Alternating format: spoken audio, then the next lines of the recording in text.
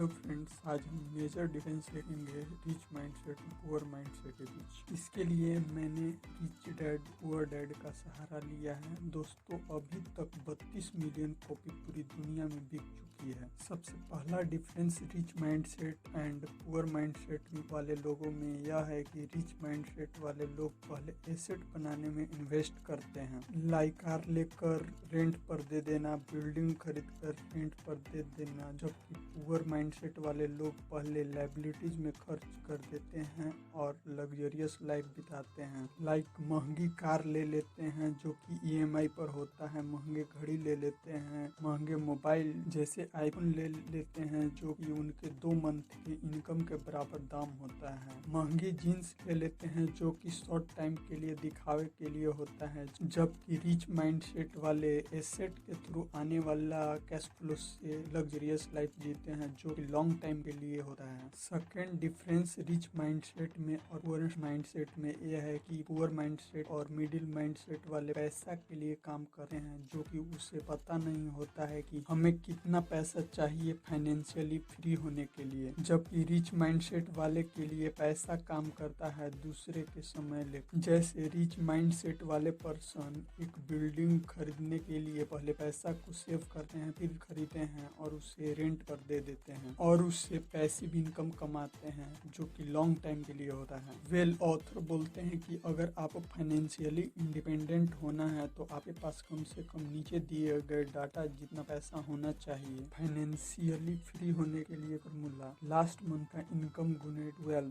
जो कि 1 साल का पैसा होगा। जब इसमें 50 से गुना करते हैं तो जितना पैसा आता है उतना पैसा चाहिए फाइनेंशियल फ्री होने के लिए जो कि जॉब पर्सन के लिए है। थर्ड डिफरेंस रिच माइंडसेट में और पुअर माइंडसेट में यह है कि रिच माइंडसेट वाले कम टैक्स पे करते हैं जबकि पुअर माइंडसेट वाले ज्यादा टैक्स पे करते हैं। इस बात को हम ऐसे समझते हैं, एक बिजनेसमैन को 1 लाख रुपए दिए और एक नॉर्मल आदमी को 1 लाख रुपए दिए तो जो नॉर्मल आदमी होगा वो अपने पैसे को घर में, फर्नीचर में, फोन, बाइक आदि में खर्च कर देगा, जबकि जो रियल बिजनेसमैन होगा वो उस 1 लाख को कहीं इन्वेस्ट कर देगा। एग्जाम्पल के लिए सपोज वो रियल एस्टेट में इन्वेस्ट कर देता है तो 4 से 5 साल बाद वो पैसा लाइक 4 लाख हो जाता है। बैकग्राउंड, इस बात को समझने से पहले हमें यह समझना होगा कि टैक्स प्रॉफिट पर लगता है। अब हम आगे समझते हैं कि 3 लाख का उसे प्रॉफिट होता है, 4 lakh minus 1 lakh equal to 3 lakh. वो फिर से अपना पैसा को री इन्वेस्ट कर देता है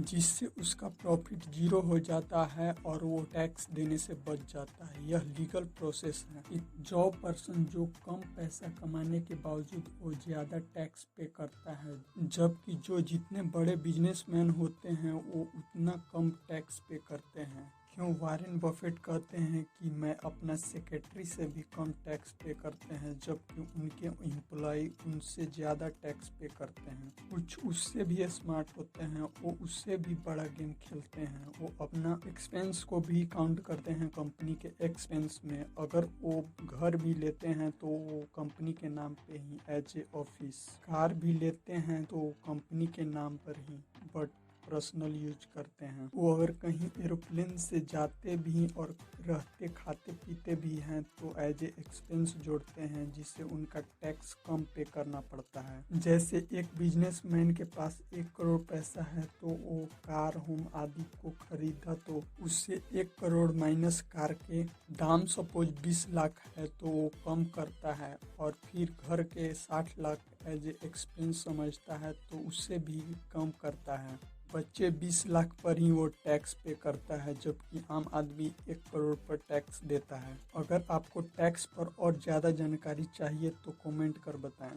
फोर्थ डिफरेंस रिच माइंडसेट में और पुअर माइंडसेट में ये इनकम स्टेटमेंट का है। इसे हम ऐसे समझ सकते हैं, किसी भी कंट्री, कंपनी, दुकान, इनफैक्ट घर को चलाने के लिए भी इनकम स्टेटमेंट का जरूरी पड़ता है। जैसे एक घर को चलाने के लिए पैसे को अच्छे से खर्च करना जरूरी है, लाइक रूम रेंट के लिए 2000, क्लॉथ के लिए 500 रुपये पर मंथ, ग्रोसरी के लिए 1000 पर मंथ, पॉकेट के लिए 500 पर मंथ। तो टोटल घर चलाने के लिए उससे 4000 रुपये चाहिए। उसी तरह एक अच्छे लाइफ को जीने के लिए अच्छे से इनकम स्टेटमेंट को समझना होगा। रिच माइंडसेट के इनकम स्टेटमेंट को ऐसे समझ सकते हैं। सपोज वो अपना पैसा सेव कर एक छोटा सा मसाले का मशीन खरीदता है, फिर उससे जो कैश फ्लो आया फिर दूसरे एसेट पर इन्वेस्ट कर देता है, लाइक बिल्डिंग पर इन्वेस्ट कर देता है, फिर मेडिकल पर इन्वेस्ट कर देता है। वो खुद नहीं मेडिकल चलाता है,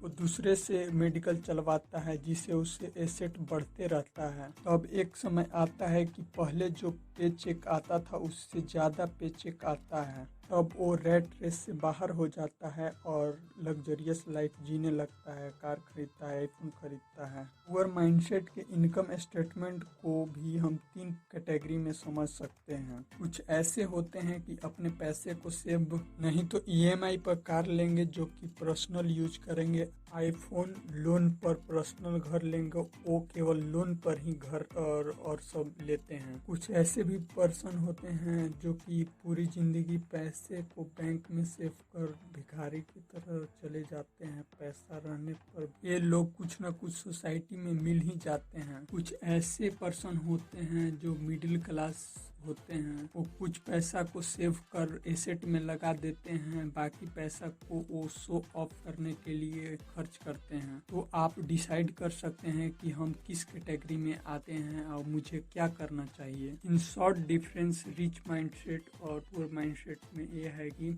रिच माइंडसेट एसेट पर इन्वेस्ट करते हैं जबकि पुअर माइंडसेट वाले लायबिलिटीज पर। सेकेंड डिफरेंस रिच माइंडसेट और पुअर माइंडसेट में ये है कि रिच माइंडसेट उनके लिए पैसा काम करता है जबकि पुअर वाले पैसा के लिए काम करते हैं। रिच माइंडसेट वाले टैक्स पे कम करते हैं जबकि पुअर माइंडसेट वाले ज़्यादा टैक्स पे करते हैं। रिच माइंडसेट वाले इनकम स्टेटमेंट को अच्छे से समझते हैं जबकि पुअर माइंडसेट वाले इनकम स्टेटमेंट को अच्छे से नहीं समझते।